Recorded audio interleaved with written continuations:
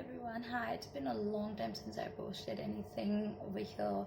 So today I was looking at my bookshelf and thinking, what should I do next? And I came across a bunch of classics of mine, and I was recalling my school days when we used to hate classic, and I am also guilty of those people who would run away from reading classics. And I think the main reason for that would be because I started from A Tale of Two Cities by Charles Dickens, and at that time it was so boring and I could not even understand a word. I could not follow the book, and therefore I would not like reading classics. But then somehow I managed to get into it. I did not give up, and I started reading, trying out other classics. So yes, I would like to introduce you all to some of my recommendations that I can give you, how I started, the books that I started with, and I started loving them. So my first recommendation would be The Wind and the Willows by Ellen, what is her name? I forgot. By Ellen Miles.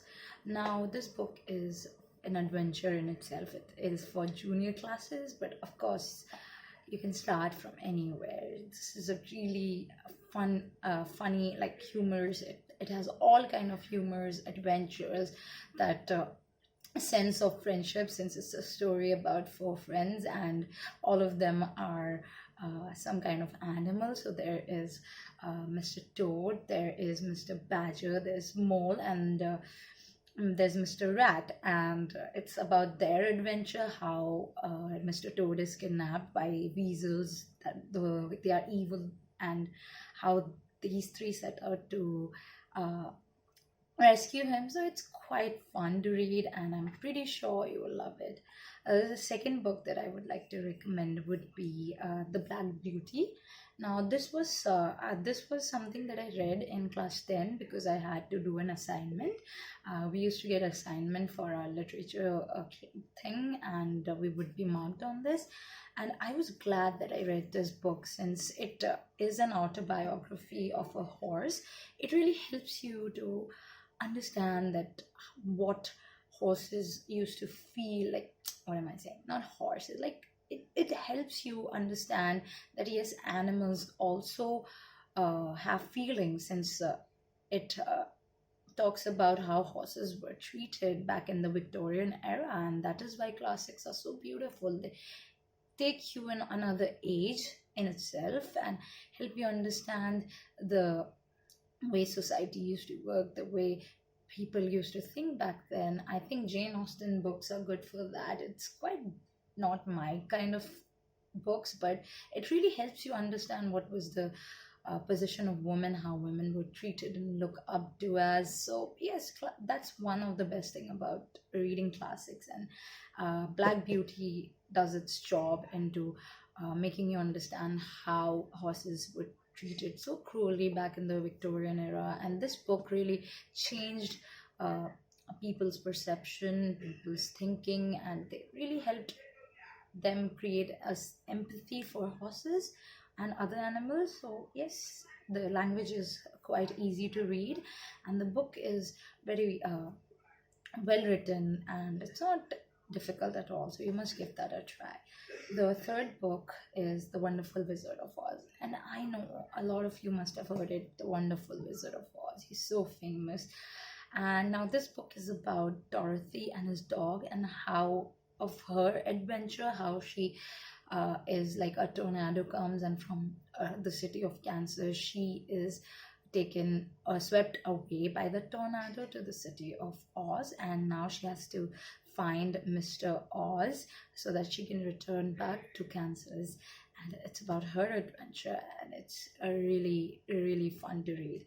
The fourth book would be Tom Sawyer, The Adventures of Tom Sawyer by Mark Twain, and I laughed my heart out reading this book. It was so light-hearted, and the emotions of a child were so well encased in this. Like, I could see some of my childhood in this, and It was fun. It was kind of nostalgic to read it. So, yes, I would recommend you to read about that. It is what it says. It is about Tom Sawyer. He's a child and his emotions and his adventures, his tricks, and everything.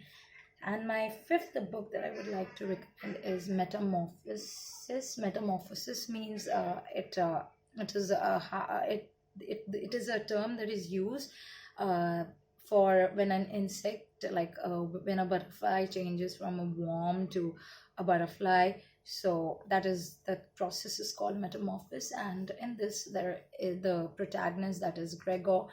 He wakes up to find himself turned into an insect, and later on, what follows is how he cannot go to work and how the treatment of his family member changes, since he is a different person now. He's an incapable person now, incapable of doing a day-to-day normal daily life things, and how different people treat you when you are no longer useful. That is the word. So this is very well written, and I almost cried reading this book. It was heartbreaking, since the ending is quite heartbreaking. So yeah, read this. It's very well written. It's by Franz Kafka, and Franz Kafka is known for writing books that are different. You might like him. After reading this, you might want to try out other books by him. And the sixth book that I want to talk about is The Guide by R.K. Narayan. Now, R.K. Narayan is one of the most well-known writer in Indian writer, basically. So yes, this book is also very easy to read. The language is quite easy for a beginner to grasp, and it's a light-hearted book. So yes, you will enjoy it. And yes, these six books are my recommendations for you all. I hope you read them, try them, at least some of them, and I hope you also get into the habit of reading classics and you start liking them as well, and you don't run away by the mere mention of their name. So I hope you all are doing well. Until next time, stay safe and take care of yourself. Bye bye.